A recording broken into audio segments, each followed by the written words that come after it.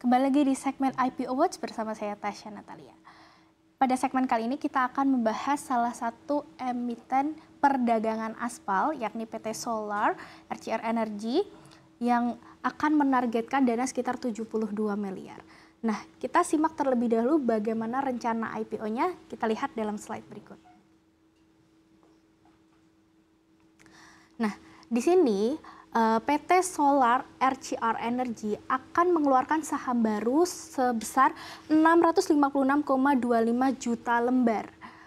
Nilai ini setara dengan 20% dari modal yang ditempatkan dan disetor oleh perseroan. Ini juga setara dengan free float ya.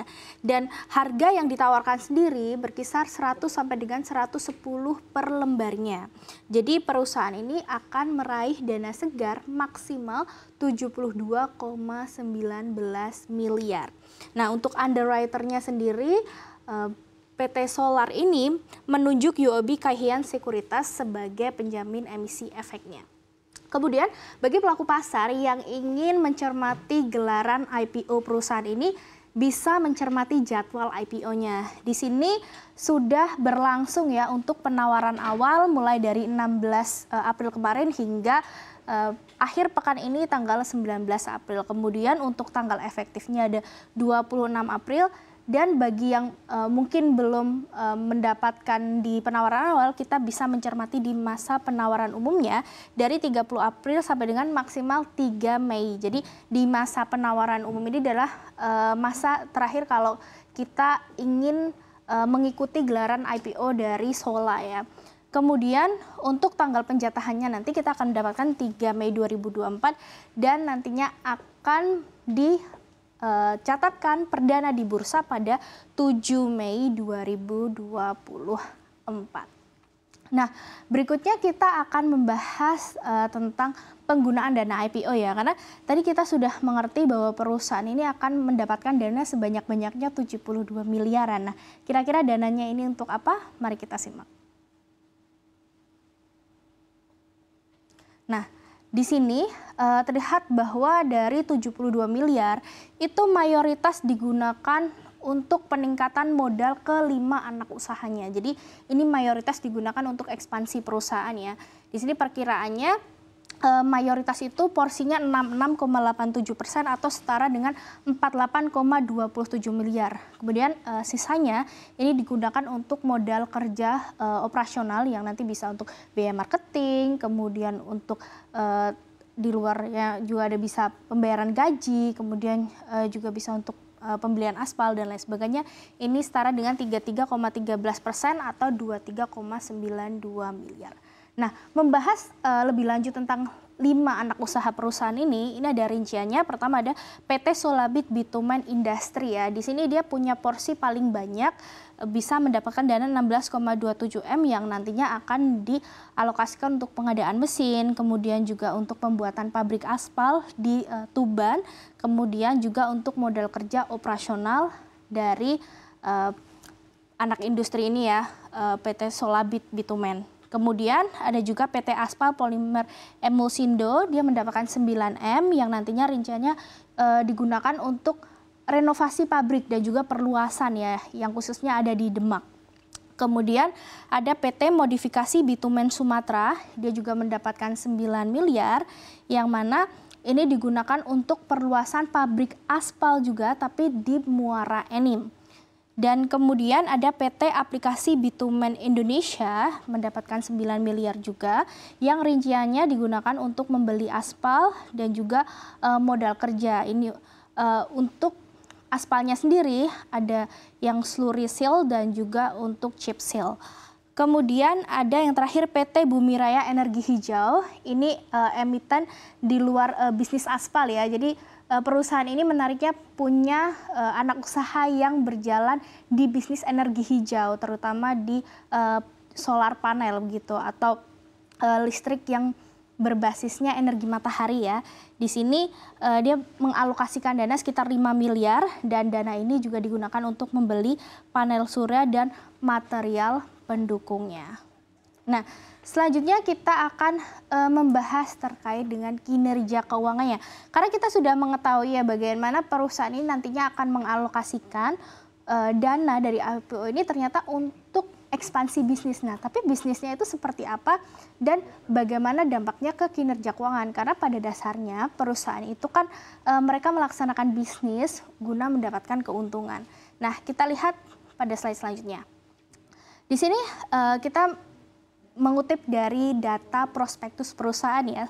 Sejak tahun 2020 di sini terlihat bahwa pendapatan perusahaan ada peningkatan ke tahun 2021 dari 67 miliar menjadi 94 miliar. Kenaikannya cukup signifikan, tapi di tahun 2022 sempat merosot ke 90 miliaran. Tapi di sini selama 3 tahun beruntun perusahaan tetap mempertahankan kinerja laba yang positif ya, di mana di sini menjadi 11,31 miliar naik ke 15,69 miliar ke 24,6 miliar. Nah, tetapi di sini perusahaan ada terjadi penyusutan kinerja. Kalau di prospektus ini datanya masih sampai dengan Oktober 2023, di mana untuk pendapatannya ada penyusutan dari 52,43 miliar menjadi 48,5 miliar, dan untuk laba bersihnya 11,42 miliar menjadi 1,94 miliar saja begitu. Tetapi di sini penjelasan lebih lanjutnya, kenapa labanya ini bisa susut? Karena memang ada peningkatan dari beban-beban ya, seperti beban pokok pendapatan, kemudian juga beban usaha, dan juga ada kenaikan dari pajak sendiri. Tapi ini kan masih dalam 10 bulan berjalan ya, jadi perusahaan kita masih menunggu lagi kinerja 2 bulan untuk kita mencari tahu bagaimana kinerja sepanjang 2023-nya. Nah, kemudian kita melihat juga bagaimana kinerja neracanya, karena tidak adil jika kita hanya melihat profitabilitas, tapi kita harus juga melihat neraca atau dari posisi laporan keuangan ya, agar kita tahu bagaimana aset perusahaan, terus utangnya bagaimana, dan modalnya ada berapa. Kita lihat pada slide selanjutnya.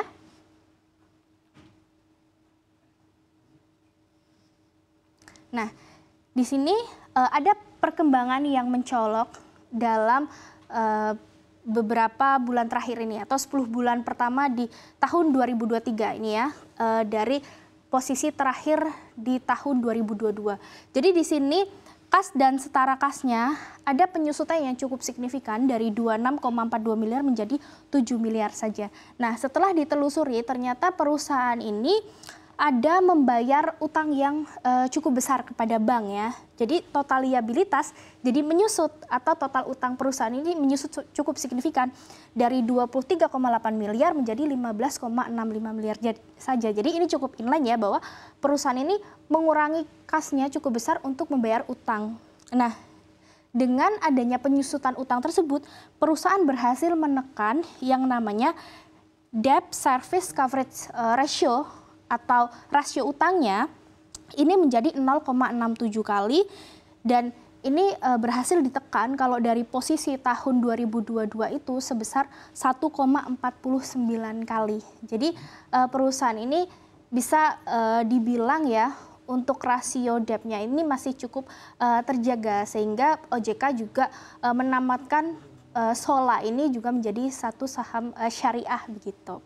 Dan untuk total aset perusahaan di sini ada penyusutan juga, tetapi tidak terlalu signifikan, dari 93,63 miliar menjadi 87,33 miliar. Kemudian untuk total ekuitas atau modal perusahaan ini ada penyusutan juga 71,68 miliar menjadi 69,75 miliar.